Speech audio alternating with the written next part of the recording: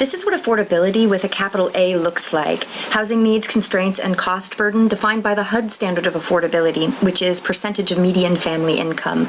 This is very important to understand when we're talking about real affordability rather than relative to whatever the market will bear.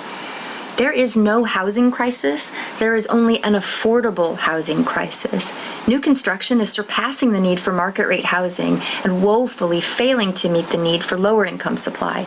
In fact, thousands of luxury market rate units are sitting vacant, while an increasing number of people are being displaced, forced to live in their cars, or worse.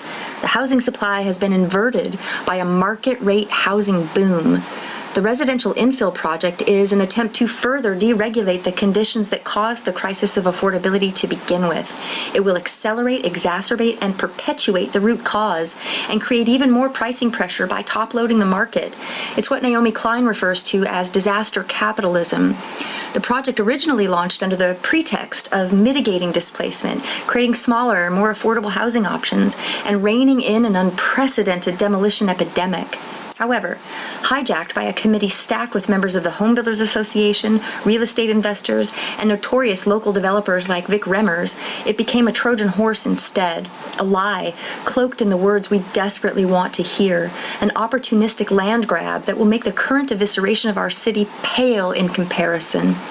R.I.P claims to be an affordable housing supply initiative, yet it weakens land use regulations citywide without any mandate of affordability. In fact, it incentivizes more displacement and demolition of existing affordable supply by allowing even more market rate density and therefore exponential densification of profit. This solution doesn't look much like a remedy. In fact, it looks just like the problem, only worse. If the real name for the affordable housing crisis is displacement, then the real name for displacement is injustice.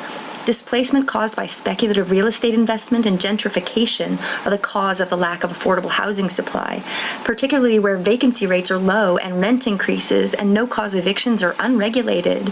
When prices are raised to whatever the market will bear and demolition of affordable housing is unrestricted, lower-income families are priced out, and that affordable supply no longer exists.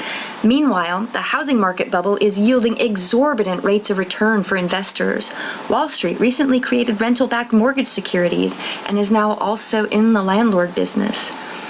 Market rate housing does not trickle down into affordable housing. In fact, it can take up to 30 years for those units to attain some semblance of affordability, long after they've lost their luster, while displacement, homelessness, and suffering happens in real time without the luxury of waiting it out. Let this sink in for a minute. A speculative real estate gold rush happening simultaneous to a crisis of affordable housing, to imply that one has no relation to the other and that the current crisis is somehow caused by NIMBYism rather than the avarice of an overinflated market is not only incorrect, it's disingenuous and dangerously misleading. Legislation which brings broad and dramatic change should be certain that it understands the root cause first. Otherwise, it is particularly vulnerable to erring on the side of irrevocable harm and regret, rather than careful consideration and concern. An equitable solution understands the root cause, mitigates displacement, and mandates affordability to relieve the crisis rather than exacerbating and perpetuating it. A balance of regulations, incentives, and demolition review is the solution that takes inverted supply and shapes it back into an envelope that meets the goal of providing housing for all income levels and requiring rather than merely requesting and hoping that development meets density and affordability goals. How can the assertions of those who ride the free market R.I.P bandwagon be true, that so-called NIMBYism is not only the biggest barrier to creating affordable housing, but also the cause of the crisis, when the erasure of existing affordable housing supply is unfettered, unregulated, and unprecedented?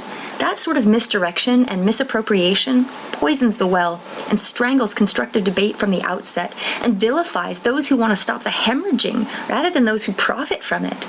Renters like me, and people of color in particular, are suffering and powerless to stop the evisceration of our communities and the displacement of our families.